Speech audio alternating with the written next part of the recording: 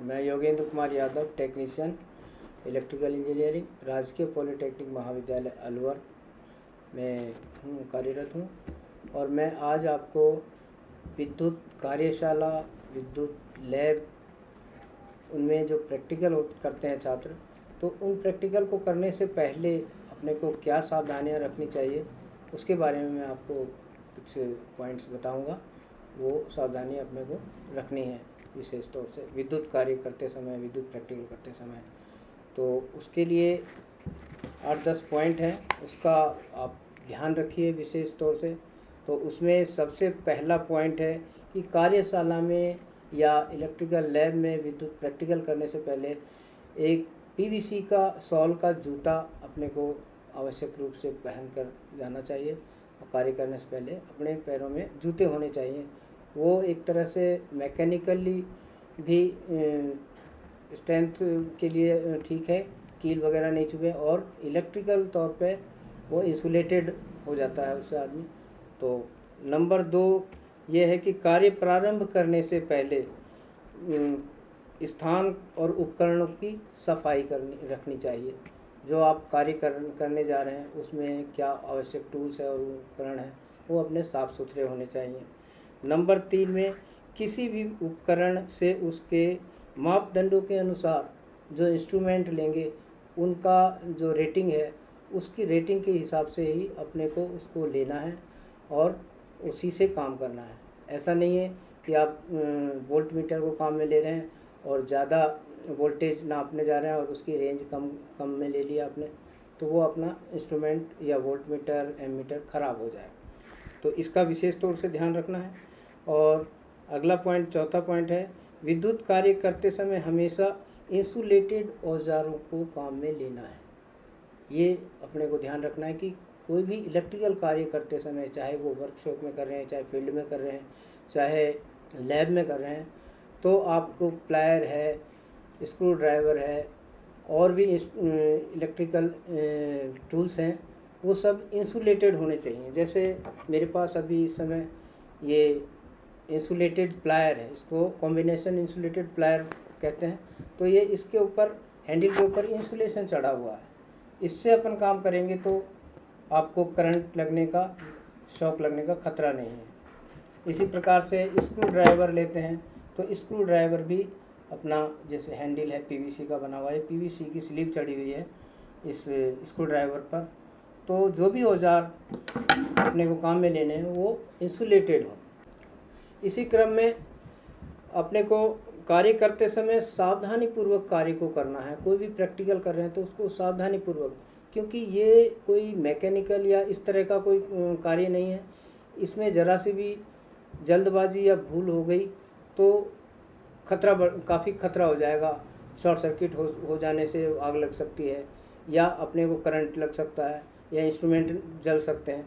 तो वो कार्य, जो भी कार्य कर रहे हैं, तो उसको सावधानी पूर्वक करें और ध्यान से करें और जल्दबाजी ना करें। जो अपने पास सर्किट डायग्राम को अच्छी तरह से समझ के और उसके बाद ही करना चाहिए। अगला है, कार्य अभ्यास को शुरू करने से पूर्व, जो भी आपका प्रैक्टिकल है उसको कार्य करने से पूर्व प्रयोग कार्य में काम आने वाले आवश्यक औजार व उपकरणों और सामग्री को अब कलेक्ट कर लें अपने पास। जो प्रैक्टिकल अपन करने जा रहे हैं तो उससे संबंधित जो औजार हैं, टूल्स हैं, जो इंस्ट्रूमेंट चाहिए हमें, जो हमें मटेरियल चाहिए, उसको एक जगह अपने प्राप्त कर लेना चाहिए पहले, तब उसके बाद काम स्टार्ट करना चाहिए। अच्छा, अगला उसके बाद जो पॉइंट है, बिना जानकारी के, अगर आपके पास किसी चीज़ के बारे में विद्युत कार्य करते समय जिस चीज़ की आपको जानकारी नहीं है, या जिस मशीन पर कार्य करने से पूर्व आपको उसकी जानकारी नहीं है, तो उस कार्य को ना करें। पहले उसको समझें और उसके बाद ही कार्य स्टार्ट करें। बिना जानकारी के कार्य करते समय कोई भी दुर्घटना घट सकती है और आग लग सकती है, करंट लग सकता है, कुछ भी ऐसा अनहोनी हो सकता है। तो बिना जानकारी के कार्य नहीं करना है। अगला पॉइंट है 7, कार्यशाला में गीले और ढीले कपड़े पहन के नहीं आना चाहिए। आपको जो भी प्रैक्टिकल कार्य करते समय वर्कशॉप में, मैकेनिकल वर्कशॉप हो, चाहे वो इलेक्ट्रिकल वर्कशॉप हो, चाहे इलेक्ट्रिकल लैब हो, और विशेष तौर से विद्युत कार्य करते समय गीले कपड़े नहीं होने चाहिए, और मशीनों पे कार्य करते हैं अपन तो ढीले कपड़े नहीं होने चाहिए, ताकि मशीन में कोई उलझ के फंस नहीं जाए कपड़े। तो इस चीज़ों का ध्यान रखना चाहिए। अच्छा, 8वां पॉइंट है, विद्युत सप्लाई को ऑफ करके ही कार्य करना चाहिए। कोई भी अपन बिजली का कार्य कर रहे हैं तो कार्य करने से पूर्व मेन स्विच को ऑफ कर दें और उसके बाद कार्य का संपादन करें। जब कार्य पूर्ण रूप से ठीक हो जाए उसको चेक कर लें, उसके बाद सप्लाई ऑन करनी चाहिए, और अपने जो सीनियर्स हैं, अपने गुरुजी हैं, उनसे पूछ के चेक करवा के तब सप्लाई को ऑन किया जाए। तो इसका भी विशेष ध्यान रखना चाहिए। इसके बाद आगे आपका है, यदि लाइन कोई भी अगर आप काम करते हैं विद्युत कार्य और उसमें कई बार ऐसा होता है कि लाइन ऑफ करने पर कोई दिक्कत है और ऐसा आवश्यक है फील्ड में कि भाई अपने को कार्य करना है और लाइन भी चालू रखनी है, तो ऐसा कोई अति आवश्यक ऐसी चीज़ है तो उसके लिए अपने को खुद को इंसुलेटेड करके जूते पहन के और इंसुलेशन लकड़ी के टेबल पर खड़े होके या लकड़ी की सीढ़ी पर, और उसके बाद हाथ में इंसुलेटेड ग्लव्स लगाकर इंसुलेटेड टूल्स के द्वारा कार्य को करना चाहिए सावधानीपूर्वक।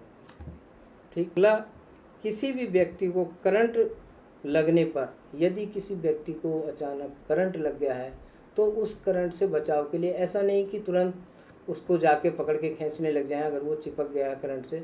नहीं, ऐसा होने पर तुरंत आप मेन स्विच को ऑफ कीजिए। यदि आसपास मेन स्विच नहीं है तो किसी सूती कपड़े से या कोई लकड़ी, सूखी लकड़ी से उसको धक्का देके हटाएं, ना कि उसको हाथ से पकड़ें।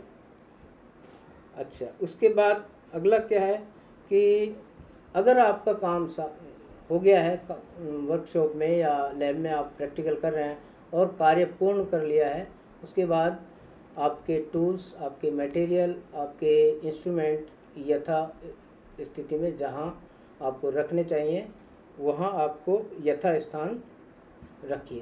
आपको मैंने अभी सावधानियां बताई हैं, इसका हमेशा ध्यान रखना है। और तो फील्ड में काम करते समय बहुत सी और भी सावधानियां हैं। कहीं बाहर कार्य करते समय आपको हेलमेट वगैरह की भी आवश्यकता होती है। तो ये तो फील्ड का है। मेन रूप से वर्कशॉप और लैब में अपने को प्रैक्टिकल करते समय जो विशेष सावधानी रखने वो यही सब सावधानियाँ हैं, और इसका विशेष ध्यान रखें। और आगे मैं फिर अगले उसमें बताऊंगा कि कौन से प्रैक्टिकल वगैरह करवाने